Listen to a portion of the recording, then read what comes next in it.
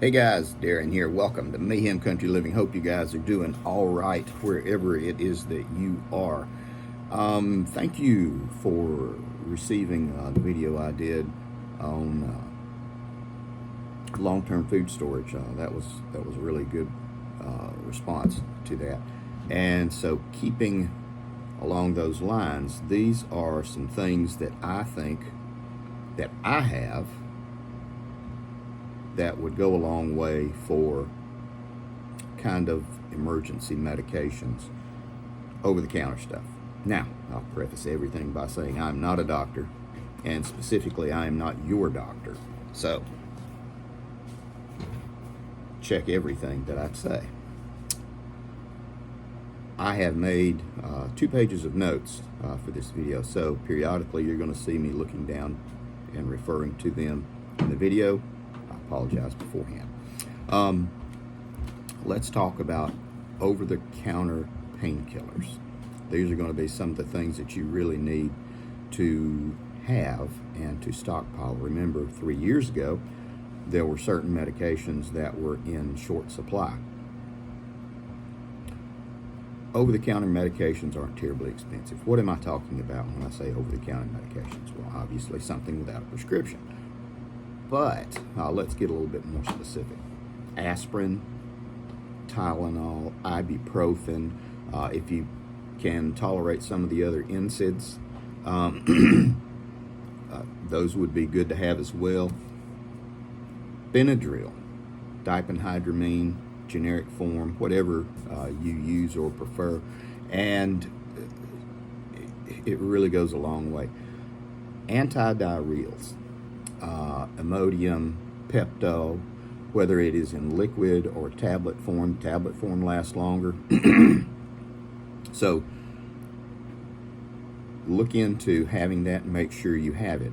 Rotate your stock, use what you have. This is not put it in a bucket and set it aside. Have a space in your closet, your pantry, in your bunker, wherever that you can put hands on it, look at it, make sure it's in a controlled environment, temperature, humidity, etc., etc. And you cycle through it, pull it out. What about antibiotics? Well, antibiotics are prescriptions. You can use, yes, I know Jace Medical, they've talked to me and all that stuff. I don't do anything with them. I got no problem with them. I like them. I have other ways of procuring antibiotics, but we're not talking about prescription medications in this video.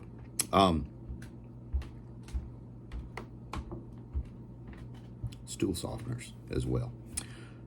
Antidiarrheals and stool softeners. One of the biggest killers worldwide in the history of mankind, and you can look this up, has been diarrhea. Dehydration from diarrhea and infections that result from it, whether you want to call it cholera, dysentery, whatever. Green apple, high steps, whatever it is that you call it in your area. Make sure that you have a lot of those, because if something should happen, a natural disaster or whatever, odds are you're not going to be eating the way you normally eat. So you're either going to be going fast or you're going to be going real slow. Make sure that you have something to compensate for that. And hey, while we're talking about the poops, make sure you got toilet paper as well. Now, let's move on to children's medications. Over-the-counter medications. You should have a little tub, a container, specifically for children's medications, over-the-counter stuff, whatever it is that your kids use, prefer, like, whether it is the purple stuff or whatever. Make sure you have what you need for your kids. Bulb syringes, thermometers. The digital ones are great and all that stuff. The regular shakedown thermometers are cheap. Buy 10 of them. Stick them somewhere. Put them in the kids' stuff. Now, we're going to move along. Ointments and salves is something you need to consider as well. What are we talking about? Topical solutions that you can apply for X, for whatever. And we're going to start medications for UTIs, bladder infections, yeast infections, athlete's foot. You can mix and match some of those. Bladder infections can kill you. So bear that in mind. And again, guys, I'm not a doctor, but this is just good common sense stuff that our parents did, our grandparents did, and had stuff on hand. Nobody would run to Walmart pharmacy. And as always, the pharmacy's closed when you need them. Okay, moving right along. Try to keep this under 10 minutes. I doubt I'll make it. We're back on ointments and salves, so I'll go back over because these are critically important.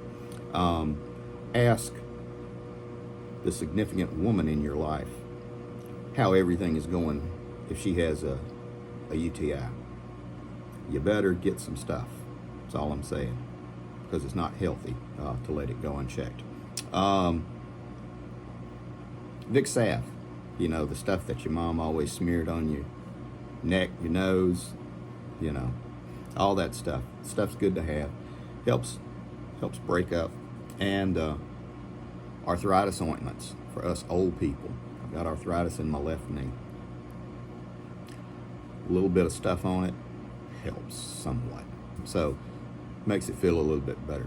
Triple antibiotic ointments. Some people love them, some people hate them. If you use them, you're the devil. I don't know about all that. Use them sparingly, and just make sure you have some in your supply. Whether you use the triple antibiotic, the regular Neosporin, Polysporin, Biosporin, plus whatever. Make sure you have some on hand. Along with the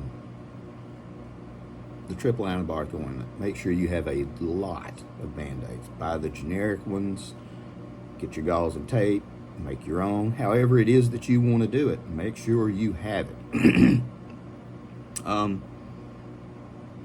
Ointments for diaper rash. That occurs in adults and children, and it is not pleasant.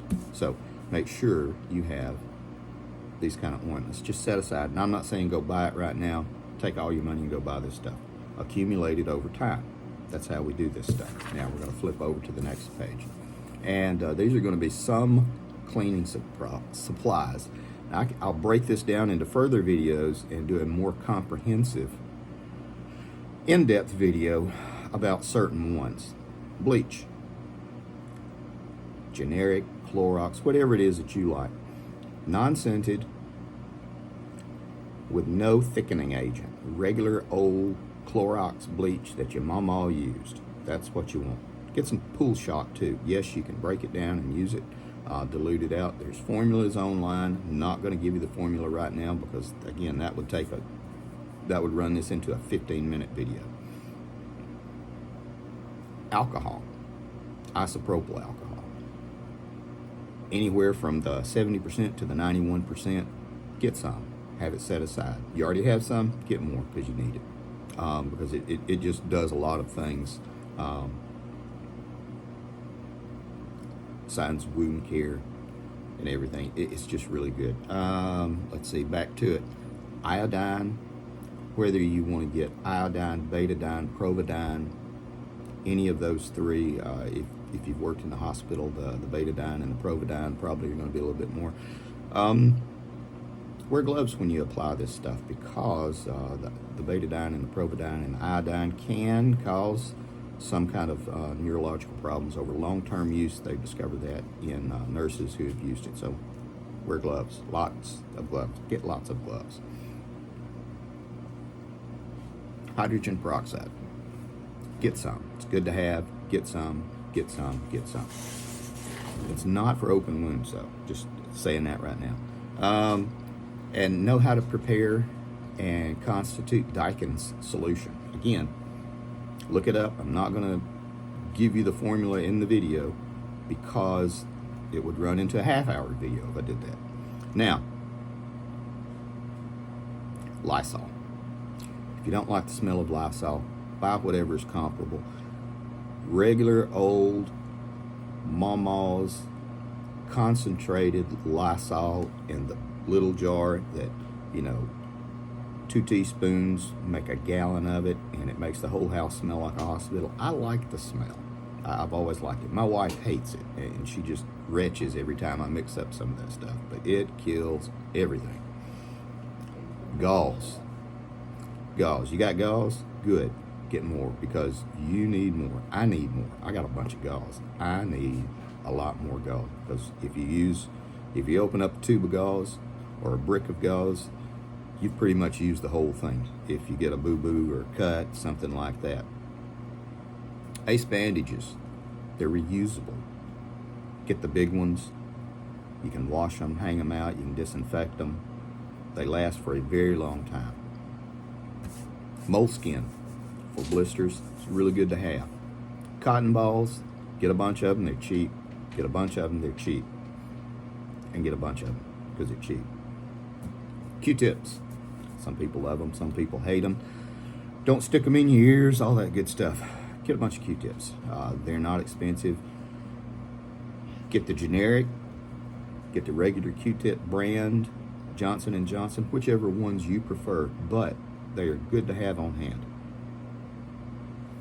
Tampons, maxi pads, children's diapers, adult diapers. Be aware that you may need them. And I would definitely, if there is a woman in your life, tampons, maxi pads.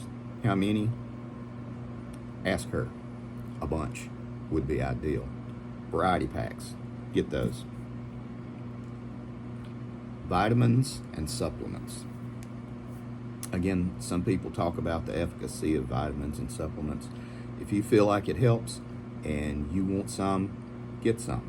Rotate through them though. Make sure that you cycle through them. Back 3 years ago, I bought boxes of vitamins, multivitamins, and so we have cycled through them and just make sure that you use them. Watch the expiration dates on these. Now, bear in mind, they've done that military study. We've all looked at it before. And certain medications, this is more geared towards antibiotics and prescription stuff, but they last well past their expiration date. One thing I will say on this, any of the cyclines, Doxy, Tetra, any of those, and the generics as well, watch those, because they do start causing problems if you go past the expiration date on them. Those, be careful, be aware. Again, I'm not a doctor. Do your own research. We're at 12 minutes and almost 13 minutes. I'm sorry, I tried to keep this under 10. This is just, again, just an overview of things that I was thinking of. I'll show you my pharmacy when I get it all organized and straightened out, because periodically we'll go through it and we'll use a bunch, and everybody knows not to put anything back in the containers that they're in, put it on top. I travel for work, I come back and there's stuff out, and I think I got to get to that, but I have to get to other stuff as well. So we'll do like an overview and a tour of some of the stuff. These are things to think about. Just look through what you got. I'm not saying go buy this today. Be aware of it. Accumulate. I'm not talking about your prescription medications either. You know what you take. You know how much you need.